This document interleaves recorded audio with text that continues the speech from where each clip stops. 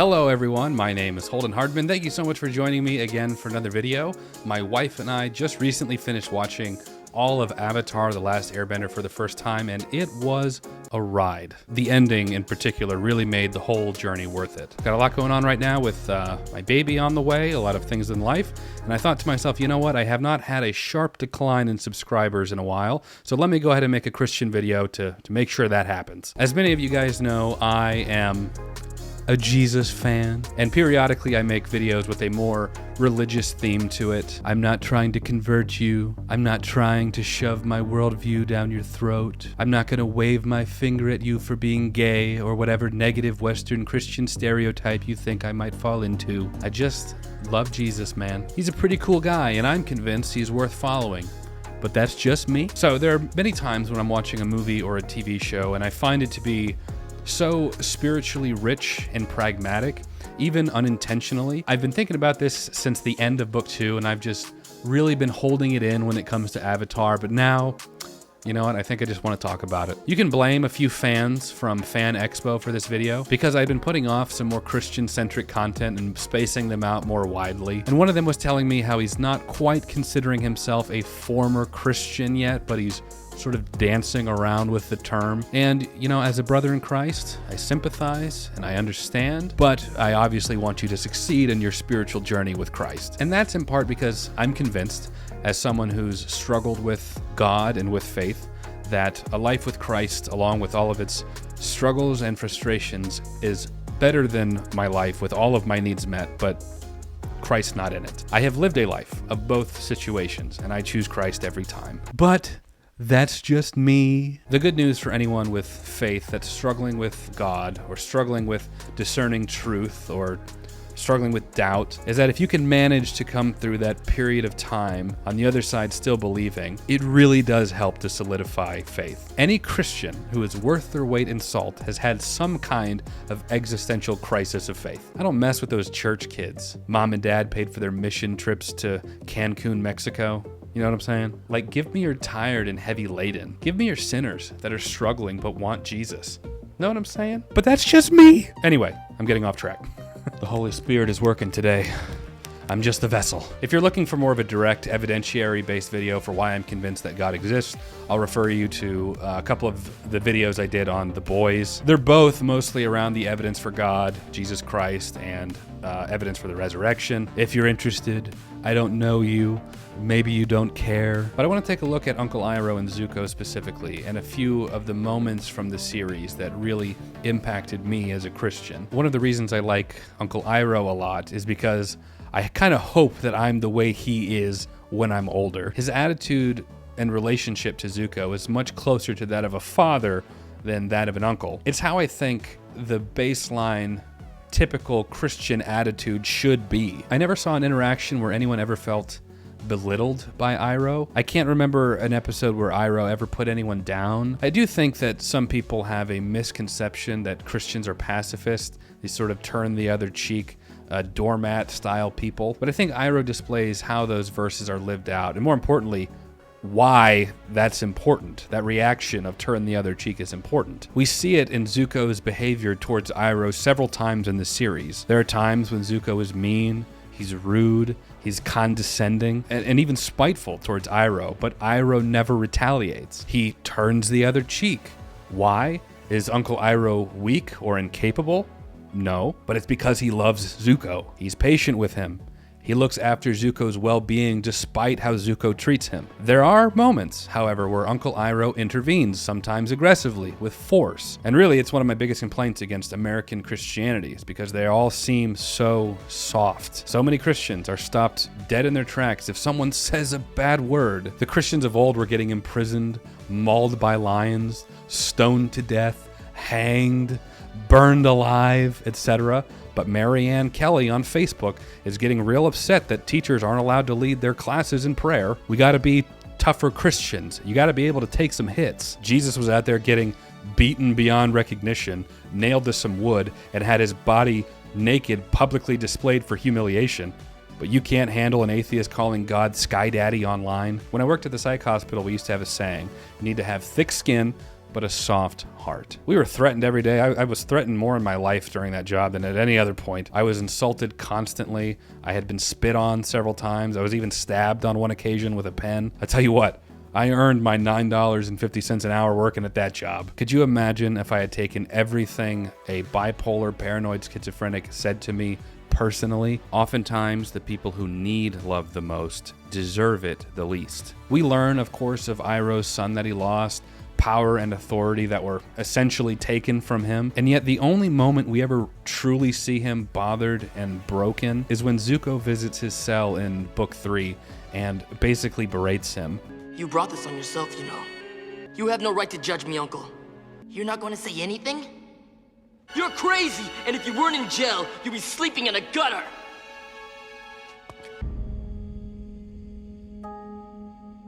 It's one of the only times that we see him cry, not because Iroh is weak, but because Iroh loves Zuko as his son and sees him willingly choose a path of destruction. And yet, even in Iroh's greatest moment of defeat, he still builds himself up. He quiets himself. He meditates or secludes himself in prayer, and he moves forward. Zuko, on the other hand, is one of the most interesting characters I've ever seen. For me, the moment that really made my jaw drop was in Book 2, where Zuko was clearly having an internal battle between good and evil, and in the end, he chose evil. I was given every indication that he was going to be joining Team Avatar from his attitude, his experiences in finding peace in simplicity that he was having with Iroh, to his whole conversation with his girlfriend, his new friend Katara. So his choice to join Azula and try and fulfill his original goal of restoring honor with his father was one of the best misdirects I've ever seen from a storytelling perspective. And I both love it and I hate it. Zuko, to me, I think, represents a person that is really struggling with faith. When we meet him, his motivations are clear and they're not necessarily wrong. He wants to restore his honor and earn his father's favor again. Zuko is desperate for it. It's a son's burden to want favor from their father. Zuko's relationship with his father is the key ingredient into why he is the way that he is. Our relationships with our parents directly influence our perspective of God, at least initially. If you had a father that was always angry or yelled or just generally disinterested in you, well, then your perspective of God is that he's wrathful, angry, and uninvolved. Likewise, if you have a father that is loving, compassionate, and present, you're likely to view God that way. So for those of us, like Zuko, who had parents that were impossible to please, made you feel like you're a failure, made you feel like you were never good enough, what is your perspective of God? God is referred to as a heavenly father. So if your earthly father, your earthly parents, don't want anything to do with you, don't even like you, then why on earth would another father like you? This is one of the reasons God gives clear expectations of parents, because parents are the initial representatives of God. Fathers, do not embitter your children or they will become discouraged. Fathers, do not exasperate your children. Instead, bring them up in training and instruction of the Lord. No discipline seems pleasant at the time, but painful. Later on, however, it produces a harvest of righteousness and peace for those who have been trained by it. Start children off the way they should go, and when they are old, they will not turn from it. It seems obvious to me that Zuko's father failed him. I know it's not popular to say nowadays, but the truth is that kids need their dads. They need dads to show them that they love them. Zuko needed his father, but his father committed a cardinal sin. The sin of conditional love, a love that must be earned. This is the opposite kind of love that Christ offers and that Christ embodies, a love freely given, unconditional love. Iroh embodies this kind of love beautifully, a love that a father should be giving to Zuko. Iroh is always by his side, encouraging him. As a father figure, he doesn't always approve of the things that his would-be son does, but he's always there to try to help Zuko out, and when he can, bail him out of his mistakes. It's the reason Zuko's betrayal in Book 2 was so impactful, because it seemed as though Zuko realized that he had achieved what he had been trying to gain the whole time, which was unconditional love. He had a father figure that truly loved him, and he was living out a life that he seemed to enjoy. Congratulations, Uncle. I'm very thankful. You deserve it. That something as simple as making tea and sweeping the floors of a shop could make someone truly happy. Have you ever thought that I want more from life than a nice apartment and a job serving tea? I especially love this because it is so contrary to the secular wisdom of love. It's all about you, man, looking out for number one. It's about the Bugattis, my guy. It's all about the hoes. It's about the zeros in your bank account. That's what's gonna make you happy. That's what's gonna get you some respect. That's what the old Christians call the worldly view. Iroh is living out the Christian worldview, and he's gifting that to Zuko. Look through heaven's eyes, man. A lake of gold in the desert sand. It's less than a cool, fresh spring. How can you measure the worth of a man? In wealth, in strength, or size? In how much he gained, or how much he gave? Prince of Egypt, go watch it. And for a brief moment, Zuko was loving it. It was the first time in the whole series that we see him smile, content, and truly thankful for what he has. The temptation, though, in Book 2 was too great for Zuko. He saw a chance, an opening, a temptation to get what he originally wanted, and man, he took it. As with what usually happens when we fall into temptation, the payoff is poisoned. Even under the impression that the Avatar was dead at the hands of Zuko, his father still never truly accepted him. His sister used that lie to take advantage of him, and he ultimately betrayed the only man who ever truly, sincerely loved him. I admit it. I have everything I always wanted, but it's not at all how I thought it would be. Forget it. I'll solve this myself. Waste away in here for all I care.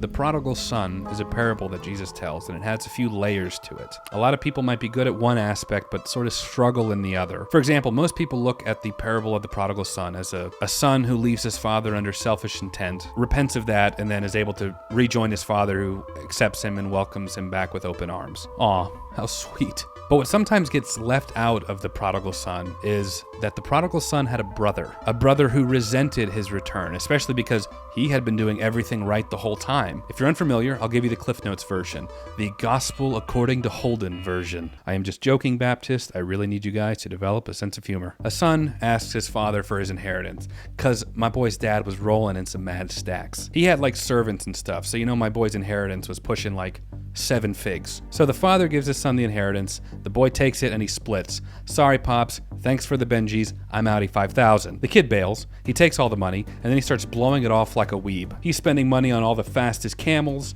on all the best looking hookers. He's walking into World of Beer like, drinks on me, like some kind of moron. Well, my guy, Obs, is a straight up idiot, and he blows all his money. And he's feeling stupid because he can't go back home and look at his dad and be like, sorry, I spent it all. So he starts begging for low-wage jobs. He lands a job on a farm taking care of some pigs. And at one point, my guy is so broke and hungry, he goes up to the pig feed, straight up palms that stuff, and is like, desperate times, and starts chomping down. My guy is low, and he's like, you know what? My dad's servants straight up get treated better than this. So he hatches a plan. He's like, look, maybe I can go back to my dad and get a job as one of his servants, because you know what? F these pigs. So he decides to go back home and head towards his dad, and he's prepping himself, thinking of what he's gonna say, and he's like, all right, Dad, I am so sorry for being a straight up idiot, but if you're hiring, I'll submit an appy. So my boy is walking home down the highway, and the dad's outside, and he sees him walking out in the distance, and the dad goes running towards his son. The legend doesn't even wait for his kid to get to the driveway. My man just straight up sprints towards his kid. And when he catches up to him, he just bear hugs him and starts kissing him all platonically. And the son is like, Dad,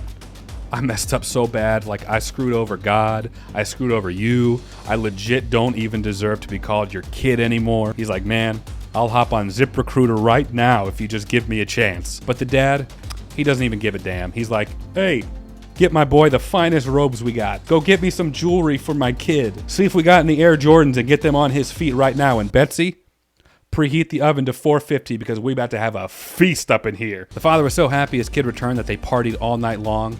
And he was like, thank goodness my son was lost, but now he is found. And the brother's over there jealous watching this like, what the heck, no one ever threw a party for me. And I never even left. I did what I was supposed to do. I never blew my inheritance like my idiot brother.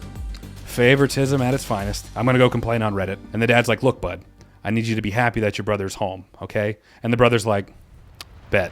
So that's the Prodigal Son. Iroh gave Zuko unconditional love acceptance, and protection. And in exchange, Zuko betrays him and directly results in his imprisonment. In prison, one of the hardest scenes to watch is when Zuko visits him and basically starts yelling at him, telling him that it's his own fault that he landed himself in prison. Iroh says nothing, but we see him shed a tear. Not because he's in prison, but because his heart is so broken. His essential son is going down a path of self-destruction. As time goes on, Zuko does have a change of heart. Essentially, Zuko has a conversion, if you will, as many late-stage Christians experience, meaning Christians that didn't grow up in the church but converted to Christianity later on in their lives. What they can attest to is that you kind of have to unlearn a few things. You must unlearn what you have learned. For Zuko, it's his motivation for firebending. I mean, this is something that is so core to his personality and how he perceives the world. He relied so heavily on his anger and his rage to fuel his fire. And in his experience, it had always proved to be powerful. His experience mirrored his view of fire as a source of destruction, since that's the way he was taught. When he learned to view fire not as a source of destruction, but closer to that of the greatest source of fire of all, the sun, which is a source of life and energy, his power grew even greater. Fire can also give life, not just destroy it. He always wanted love. Love from his father, love from his nation, and he believed that gaining honor in the perspective of his father was the way to achieve that. His motivation is understandable and relatable. We all want to be loved. But Zuko learns that honor comes from doing the right thing, and he therefore gains love from his new group of friends. The full circle comes when Zuko sees Iroh again. It's important, I think, to understand Zuko's perspective of asking forgiveness leading up to this point, because I think it shows the bravery and even attempting to ask forgiveness given what Zuko had done. You do have a choice. Forgiveness. That's the same as doing nothing. In Zuko's experience, he had asked his father once for forgiveness, and the result, the consequence, was him being banished and his face being burned. I'm sorry I spoke out of turn. You will fight for your honor, I am your loyal son. and suffering will be your teacher. He asked Team Avatar for forgiveness, and while it's understandable of their suspicions, it took a lot of time to gain their trust, especially after being outright told to get lost. We don't accept your apology. We don't want anything to do with you. His experience, like the experience of many people, is that asking for forgiveness is a sign of weakness. In the show, this would be the third time that I can recall that Zuko would even attempt to ask forgiveness from a major character. Contrary to Zuko's entire worldview leading up to this point, he must humble himself and, most frightening of all, make himself emotionally vulnerable. I think Zuko was, at some level, probably right there at the level of expecting Iroh to not forgive him. I mean, how could he? My uncle hates me, I know it. He loved me and supported me in every way he could, and I still turned against him. How can I even face him? You're sorry for what you did, right? More sorry than I've been about anything in my entire life. Then he'll forgive you. He will. Of all the sins Zuko committed in the show, his transgression against Iroh was probably the most significant. Uncle, I know you must have mixed feelings about seeing me, but I want you to know, I am so sorry, Uncle. I am so sorry and ashamed of what I did. I don't know how I can ever make it up to you, but But before Zuko can even finish his apology, Iroh quickly grabs him over, brings him in, and hugs him with tears streaming down his face. I'm getting goosebumps literally just rethinking about that scene. He loves Zuko. Selflessly, sacrificially loves Zuko. And that moment, probably even more than the final showdown, probably held the most emotional impact of the whole series. The prodigal son had returned. I was never angry with you. I was sad because I was afraid you lost your way. I did lose my way. But you found it again. And the paradox of God, of the many, is that after finally letting go of selfish desires, the self-preservation, the anger, the resentment, finally becoming humble, becoming emotionally and spiritually vulnerable, he gained even more than what he originally wanted. He became Fire Lord and would have not only his own nation respect and honor him, but every nation in the world. I promised my uncle that I would restore the honor of the Fire Nation. And I will. 100 years of fighting has left the world scarred and divided. We can get it back on the right path and begin a new era of love and peace. The story of Zuko is the story of redemption, which is a key tenet in all of Christianity. We believe that we all struggle like Zuko and stumble, sometimes severely, in our pursuit of what we think will fulfill us. If I only had this, if I only had that, then I would be happy. When in reality, Christ is there and is more than capable of fulfilling your life. That if you learn to be content and thankful in all things, like sweeping the floors of a tea shop, God will equip you to be capable of leading nations. That's it for this time, guys. Leave me a comment down below. I can't wait to check out all the respectful comments towards me and other people in the comment section below. I'm sure that's going to be a real fun time. Like this video if you enjoyed it. Like it even if you didn't enjoy it, because I asked nicely. Subscribe if you want to see more videos like this. I'll try and throw them into the mix a little bit more often. And may God be with you, my friends. Take care.